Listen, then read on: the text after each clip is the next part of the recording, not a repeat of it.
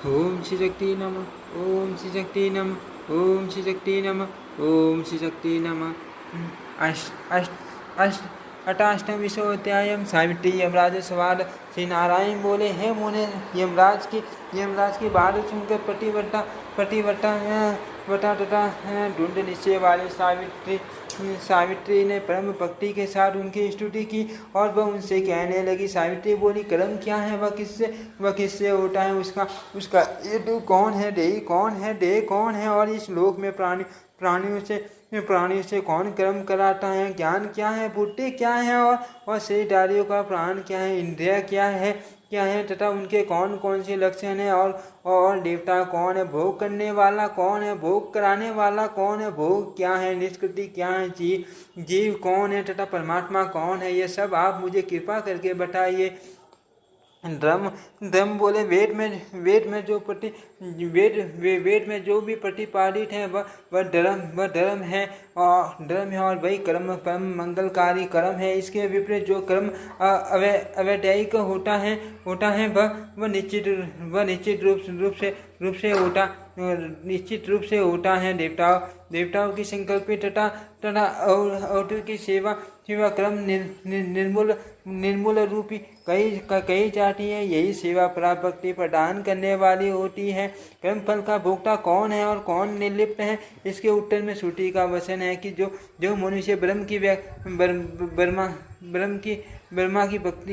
भक्ति करता है वही मुक्त है, और वह जन्म मृत्यु जरा व्याधि शोक तथा भय इन सब से रहित हो जाता है।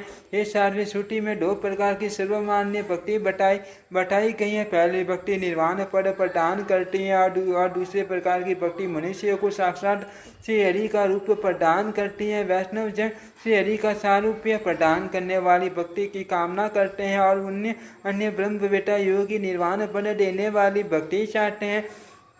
कर्म का जो बीज रूप है वह उसका सदा फल प्रदान करने वाला है। कर्म परमात्मा भगवान श्री हरि तथा परम प्रकृति का ही रूप है। वे परमात्मा ही कर्म के कारण रूप हैं। ये शरीर तो सदा से नश्वर है।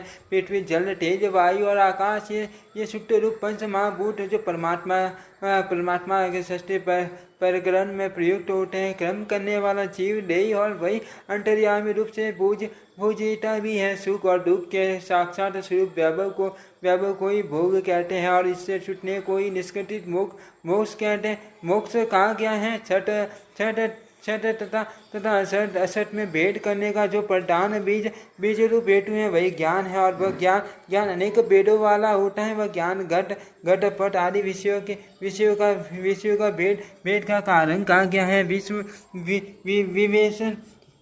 विवेचन में शक्ति ही बुद्धि है। वसुटी में ज्ञान बीज नाम से विख्यात है। वायु के विभिन्न रूप प्राण है। ये देहधारियों के लिए बल स्वरूप है। जो इंद्रियों में प्रभु ईश्वर का अंश रूप है। अतः के कर्मों का प्रेरक देहधारियों के लिए दुनिवार्य है। अनिरूपीय सदस्य तथा बुद्धि का भेदक है।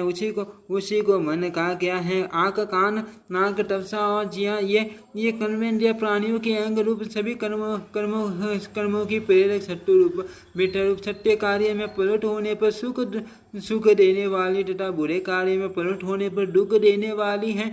सूर्य वायु पृथ्वी ब्रह्मा आदि इंद्रियों के देवता कहे गए हैं। जो प्राण तथा देह को धारण करता है उसे जीव कहा गया है। प्रकृति से परे तथा कारण का भी कारण जो सर्वव्यापी निर्गुण ब्रह्म है वही परमात्मा कहा जाता है। हे सावित्री, इस प्रकार आपने जो कुछ पूछा था वह सब मैंने आपको शास्त्र अनुसार बतला दिया। यह प्रसंग ज्ञानियों के लिए ज्ञान रूप है।